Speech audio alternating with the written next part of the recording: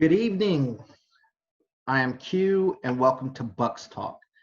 I'm sorry I haven't posted in a while.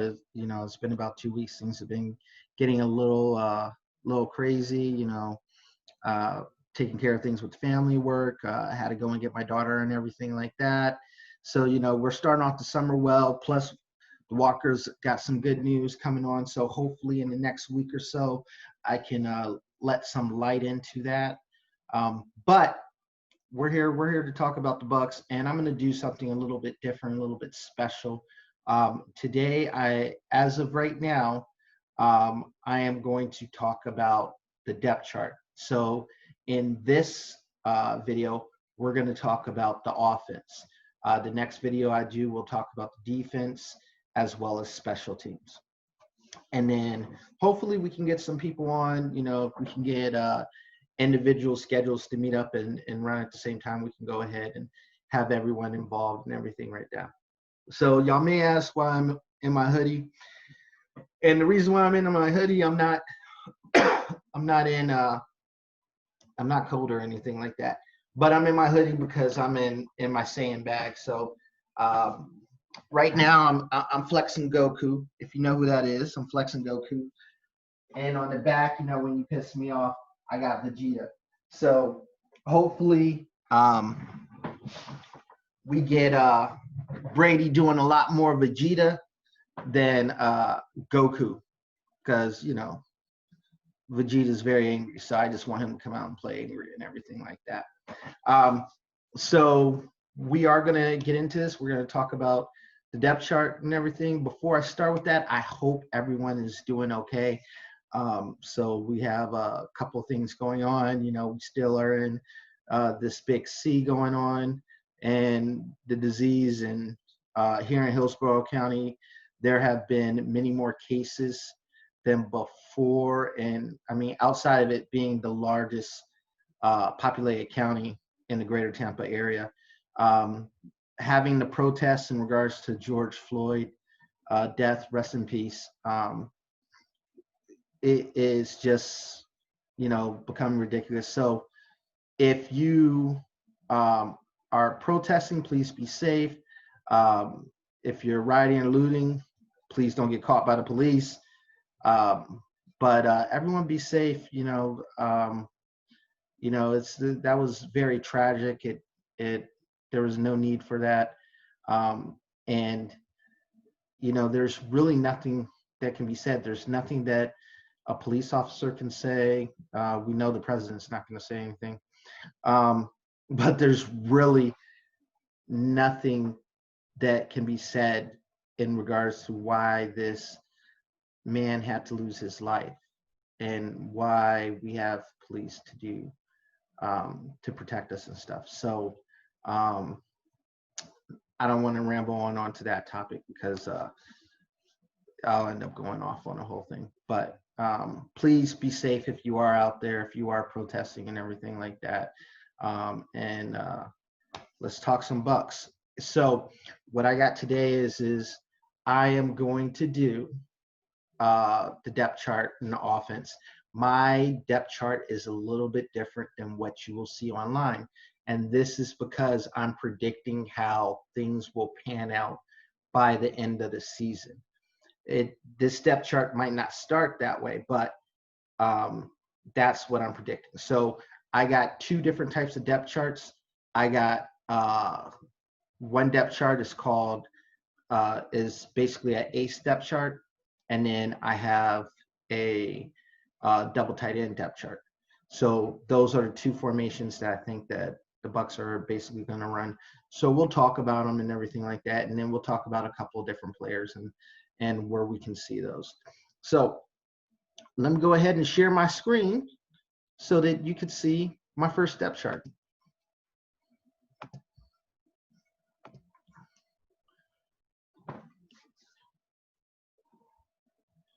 So right now, what you see, hold on one second.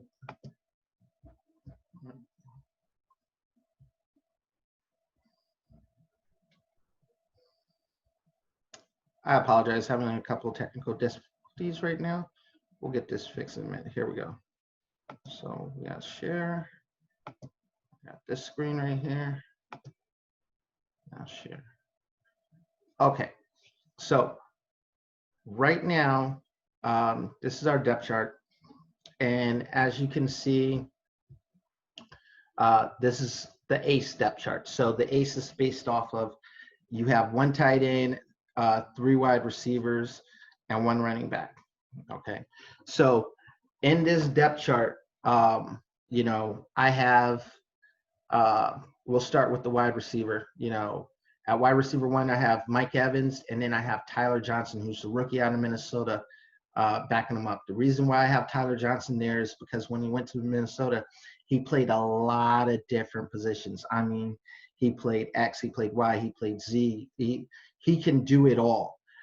So I'm thinking that Bruce Arians is going to want to use this little toy roughly the same way. In the slot, I have Tyler Johnson starting. Now, this can go back and forth because it could be either Scotty Miller or it could be Tyler Johnson starting in the slot. Miller may start off in the slot mainly because he's already been offense, and he was injured last year, but he studied the playbook and learned and everything like that. That's probably the best spot for him. But Tyler Johnson could come in and just overexcel and do what he needs to do. So we're going to move over to the other wide receiver spot. And I got Chris Godwin. So we know Chris Godwin last year had a breakout season. So if he continues to do what he's doing, we're not going to have any issues at all. He's just going to make or break and just do the best that he can. And I foresee him and Mike Evans going over 1,000 yards. If Scotty Miller is the slot, I see him getting roughly 300 to 400 yards and a couple of touchdowns. But if Tyler Johnson's the slot, he'll have 500 to 600 yards and a touchdown, because Brady loves throwing to his slot guys who can make plays. In the tight end, I have starting, I have Rob Gronkowski with O.J. Howard backing him up. Now, Rob starting is going at the beginning of the year. Rob might not even start because, 1, he has to really make sure he understands the playbook, but 2, they got to make sure that he's in football playing shape. If he's not in football playing shape, he'll be playing, but he'll be either 2 or 3, and O.J. Howard would start. But at the end of the season, I think Gronkowski takes it with O.J. Howard backing him up in this position. Now, going over to the offensive line. So we have at left tackle, we got Donovan Smith with Brad Seaton backing him up. I do like Donovan Smith. I think that he's a really good run blocker, and I think that people fade on him in regards to his pass blocking. I think he can get it done, and I think having a quarterback like Brady is just going to show how much better he really is. Like, I wouldn't be surprised if they were in the top 5 in pass protection as well as run blocking. At left guard, we got one of my favorite players on the team right now, Ali Marpet. So we know that he's a mauler. We know he can do pretty much anything and everything. And we know he's going to protect Brady with his life. He's going to make sure it's knocked down, and he's going to get it done. At center, we got Ryan Jensen, very solid. Depending on how the team is and what goes on, he may even make the Pro Bowl this year just off of his play. And this all depends on how the offense is actually running under Brady. At right guard, I have Alex Kappa. So Alex Kappa, he did very well last year. He is pretty solid.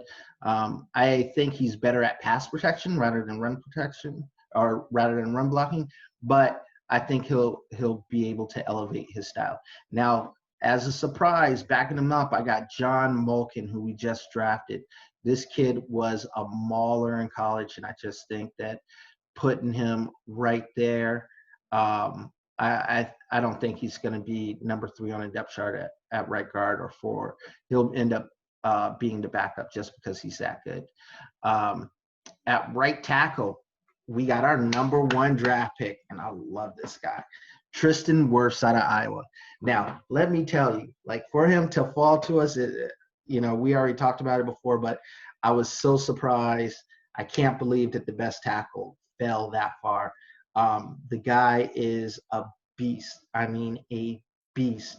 And run blocking, pulling, pass protection, he can do it all. And Iowa wasn't that big of a passing game, but when they did, no one got a sack coming off his side.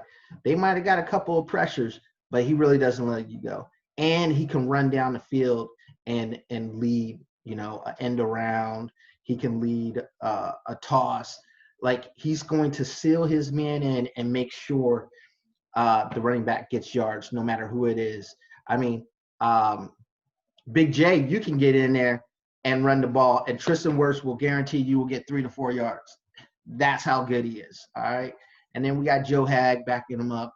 Joe Hag, one of the good things about him is he can pretty much play every position on the line, including center.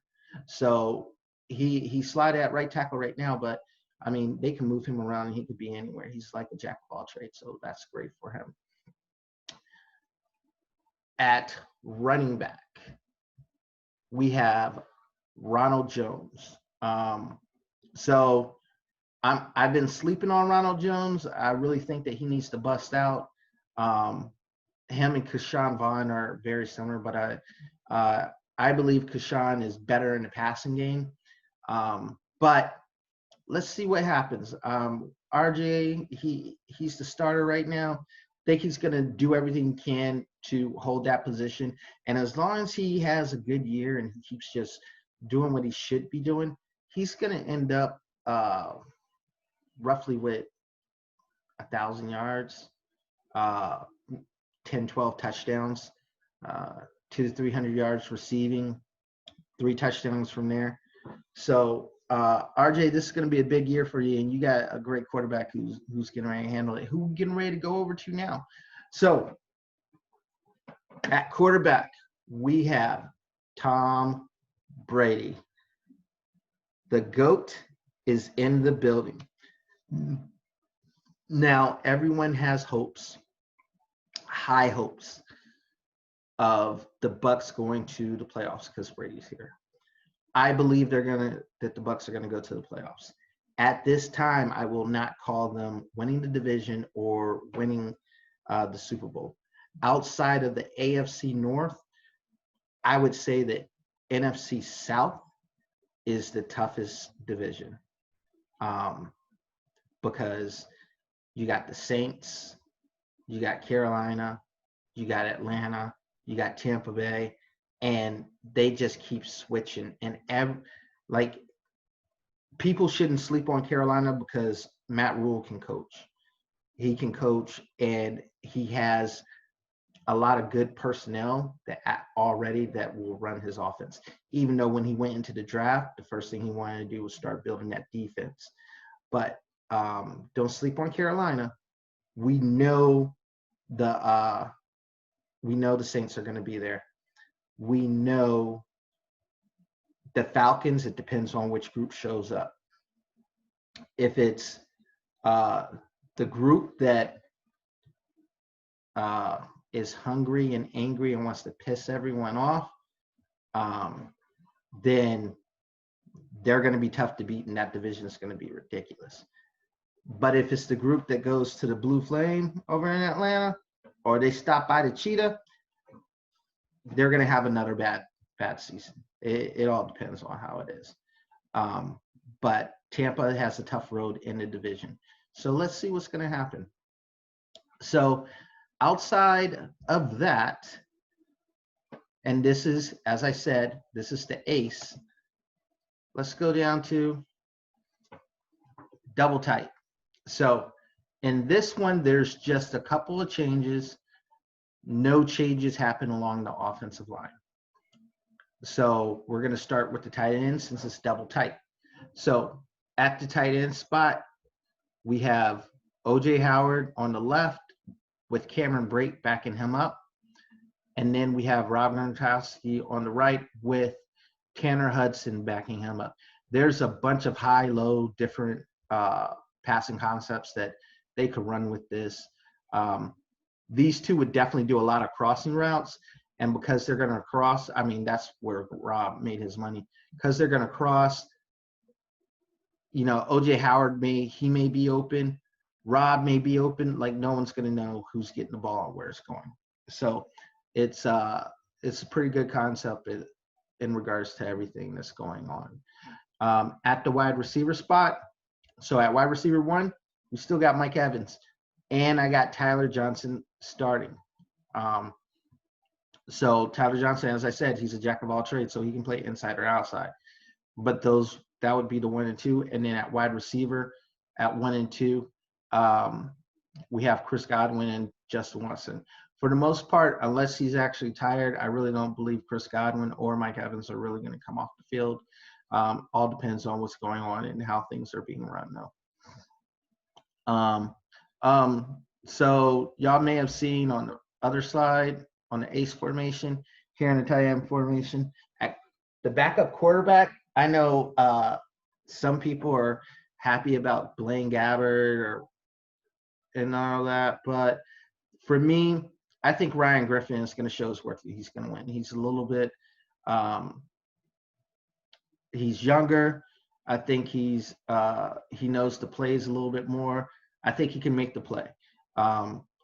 I know Bruce Arians loves Blaine Gabbert, but I think Blaine will end up being the number 3, and Ryan Griffin will be the number 2. And I say that we didn't draft a quarterback. We didn't really pick up one in the draft as an undrafted free agent. So I think I'm just going with the young guy, someone who I think would be better to prepare for the future after Brady.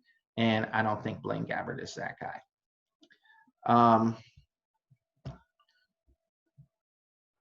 So you've seen one, you've seen the ace formation, and now you've seen the double tight formation.